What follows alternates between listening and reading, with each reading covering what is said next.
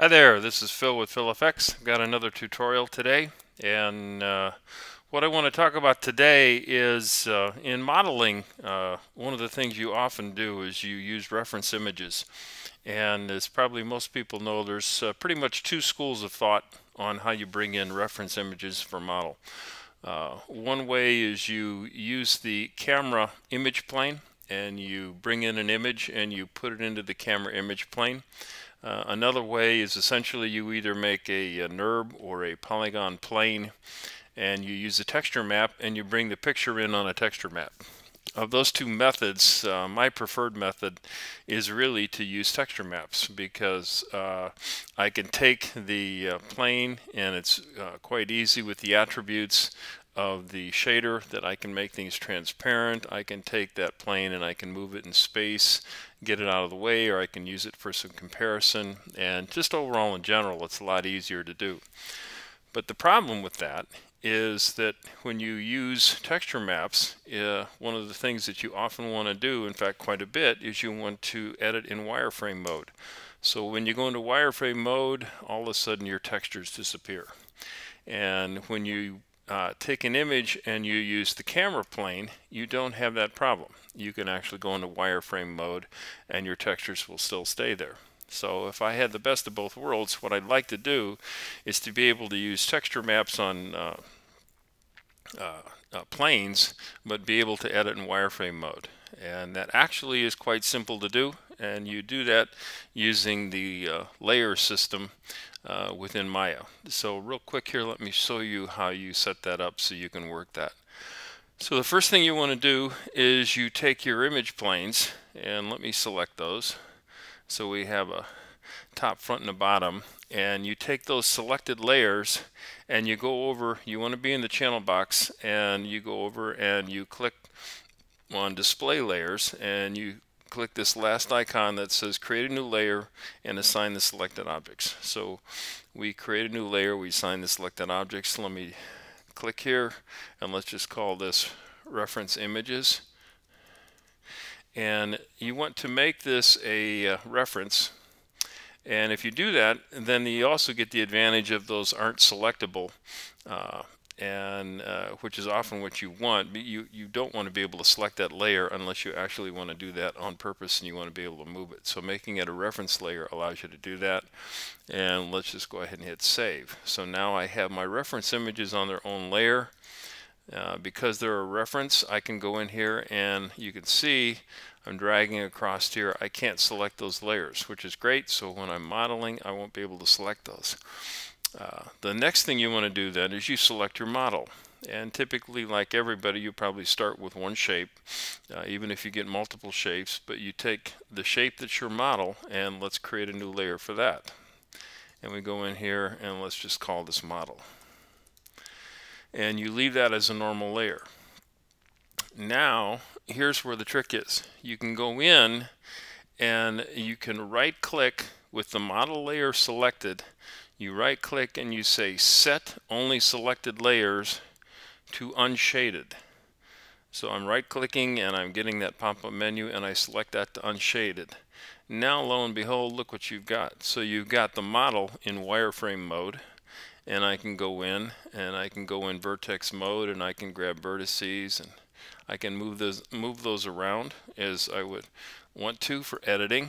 And I have the advantage that now my texture maps that are on not on an image plane, but they're on polygon or NURB layers are visible. So I can have the best of both worlds of what I want. I can edit in wireframe mode and have my reference images there visible. Not only that, it works in all four of your camera modes. So if I'm up here in my 4-view mode and I have all of my different views, I can go up here and I can go in my top view and I have it such that I have my reference image and I'm in wireframe mode. I can grab vertices, I can go in here and grab some of those verts, I can scale those down, and so I can edit in wireframe mode, but I can see the background images.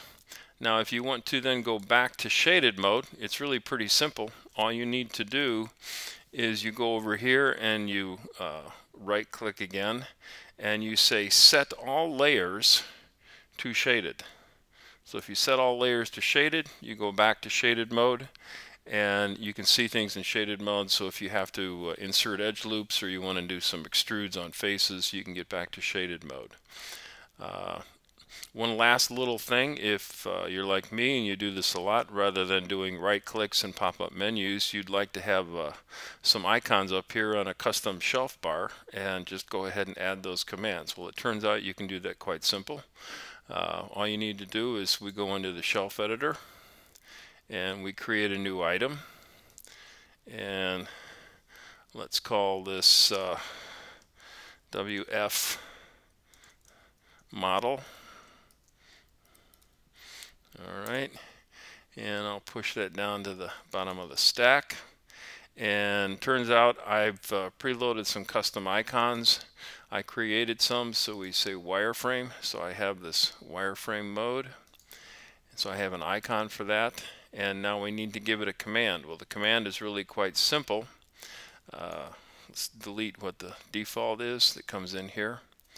And if we go into my command window, actually, we don't need to go in that. I've got a text editor that makes it a little simpler to see. So we go in here, and these are the two commands you need. This command right here sets only the selected layer to an unshaded mode. So if I copy that and I paste that in here, go back to shelves, and we say save all shelves.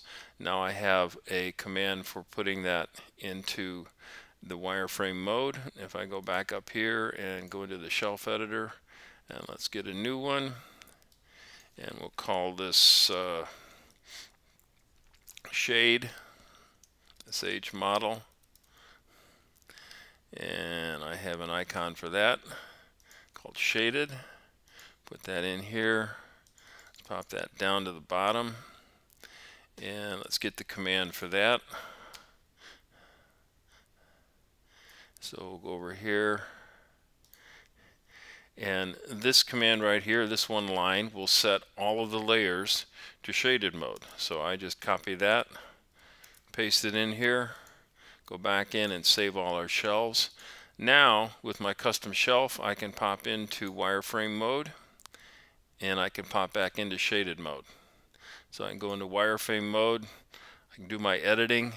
I have my my texture maps on my image planes.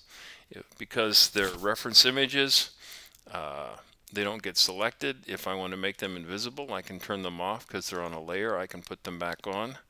And so all in all, this is really a really great way so you can work in wireframe mode and not have to use the camera image plane, which if you used it before, you know that it's a little more cumbersome to deal with, both in terms of scaling, positioning, and setting opacity on those images. When you can use just a standard shader on a NURBS or a texture plane, it works quite well.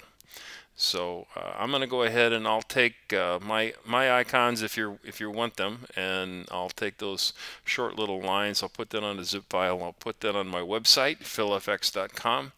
And when I post this video, and you can download a little zip file that I have those icons and the script. So hopefully this helps you out. It certainly helps me out in editing. This has been Phil with PhilFX. Catch you later.